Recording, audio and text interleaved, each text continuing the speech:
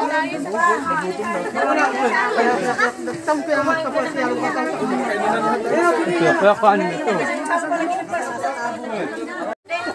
bandito, may konsumo.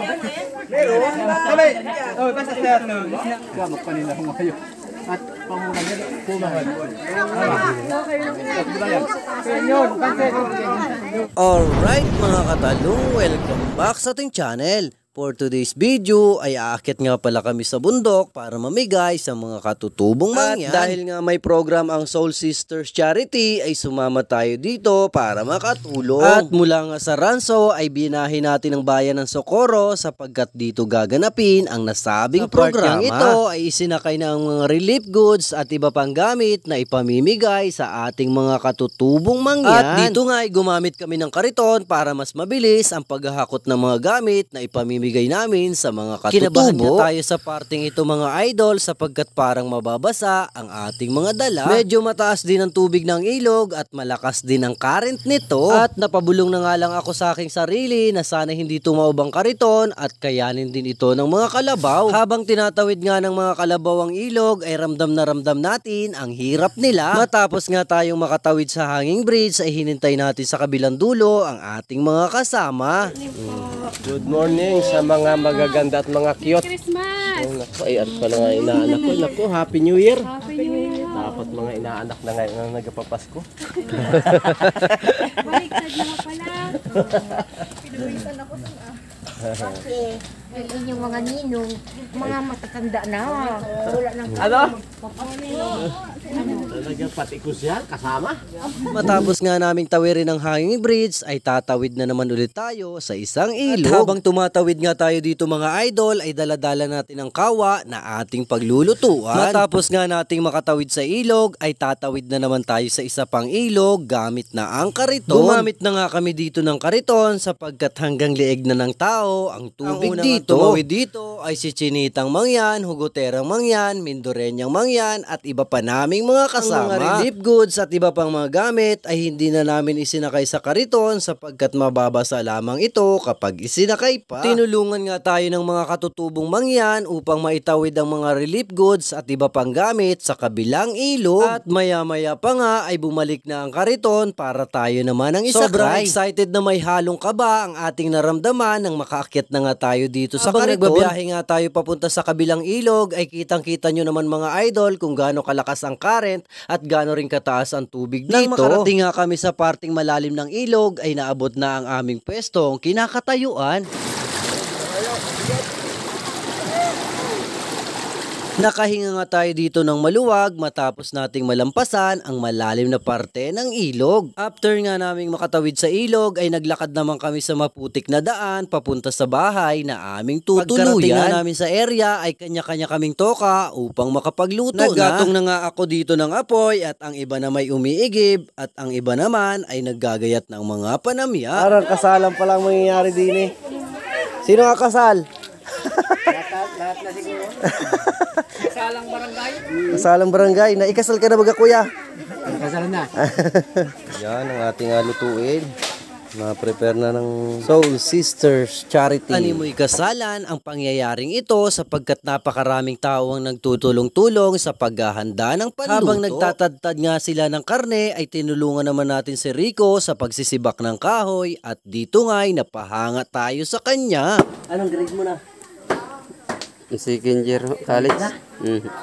At sobrang napahanga talaga tayo sa kanya mga idol sapagkat second year college na pala siya. Habang hindi pa nga luto ang pagkain ay namigay muna ng damit ang ating mga kasamahan sa mga katutubo. At dito nga ay kitang-kita natin ang ngiti sa kanilang labi dahil sa mga damit na ito. Dahil nga sa excited nila sa pagkuha ng mga damit ay nagmistulang palengke ang kabundukan. Tuwang-tuwa nga ang mga katutubo sapagkat napakalaking tulong naman talaga nito para sa kanila.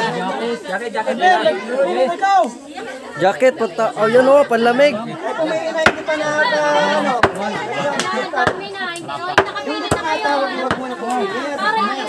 Oh, para meron lahat. Mga babae tayo dito sa sexy. Mahina mapinta yun. Takot mabuntis. Nagka-family planning yan. Mabuntis daw sila. Batayon nyo yun, te. Batayon nyo nun. Delikado? Ha? Ba't ayaw nyo nung ano, gano'n no? Kami sanay ganyan eh. Uso kaya yan ngayon? Ay, maiitim naman ang mga legs. Kaya ayaw sumuot. At matapos nga ito mga idol ay bumalik na tayo sa kusina para makatulong sa pagluluto. At ang naging partner nga natin dito sa pagluluto ay walang iba kundi ang ating idol na si Mindoreñong Mangyan. Tinulungan nga natin siyang maghalo ng kanyang niluluto sapagkat napakainit naman talaga ng singaw ng matapos ngang maluto ang ulam na ito ay napansin naman natin ang isang napaka-cute na katutubong Mangyan. Napakaganda naman talaga ng kanyang itsura at siguradong paglaki niya ay napakaganda niyang dalaga. Habang hindi pa nga luto ang pagkain ay nagpalaro muna ang ating mga kasama. Sa kalagitnaan nga ng palaro ay biglang umambon kaya naman nagsama-sama kami at nagpictura na lamang. Matapos nga ang ambon ay nag-decide na ang aming founder na si Hugo Tayrang Mangyan para ipamigay na ang mga tsinelas. Pag nakakuha na ng isa, Napunta din sa ano? Huwag magtulakan! Dahan! Suotin! Huwag kunin! Suotin ang kasya! Shooting! Huwag! Isa lang! Isa lang! Ba't dalawa? Isa lang! Isa lang! Isa lang!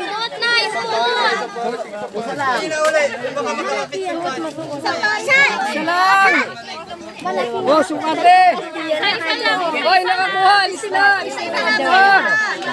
Pagkasuot pala hindi makalakad at meron pang tali. Tatlo!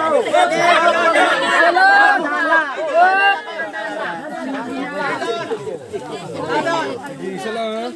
Isa lang! Yan ay nakakasya din pagpara. Gamit na!